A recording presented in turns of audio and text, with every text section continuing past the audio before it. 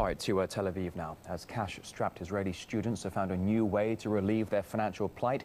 They can get easy money by simply posting positive tweets for the government and clicking the like button. It's after authorities came up with the idea of offering youngsters salaries and even scholarships for protection of the government's interests in fighting anti-Semitism on the web. Ironically, though, the father of the digital diplomacy program has come under fire for posting racist comments, the very thing he was meant to be combating. Paula Slier takes up the story. Public opinion against Israel is at an all-time low. Recent wars with Gaza and the seemingly never-ending occupation have left the country waging a PR war. This is a very massive wave of this false propaganda and attempts to legitimize, our right to defend ourselves and even our right to live in our historic land. So we have to do everything to tell the truth.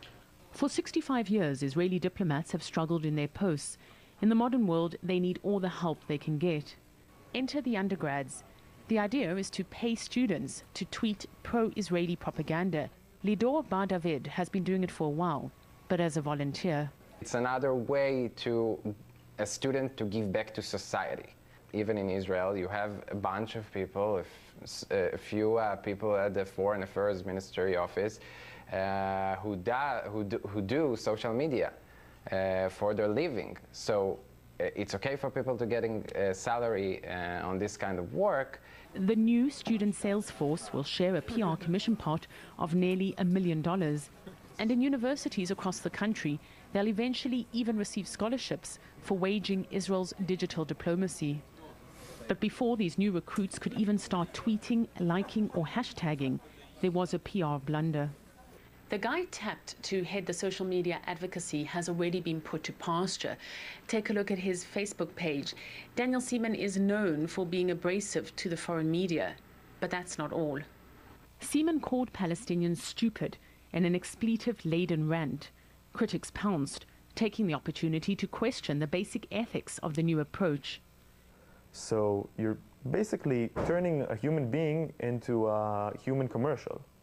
Uri Agnon is a second-year philosophy student who says he won't be signing up. He's angry with his government trying to tell him what to think.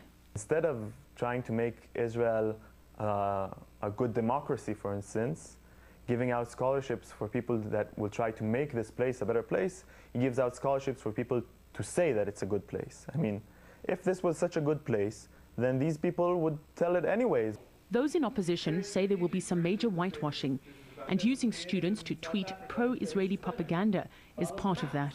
I think the Prime Minister's office is trying to cover up the human rights violations that are happening by paying young folks to be involved. I think he'd be better off investing the funds in education, in infrastructure, in community development that he hasn't done in decades.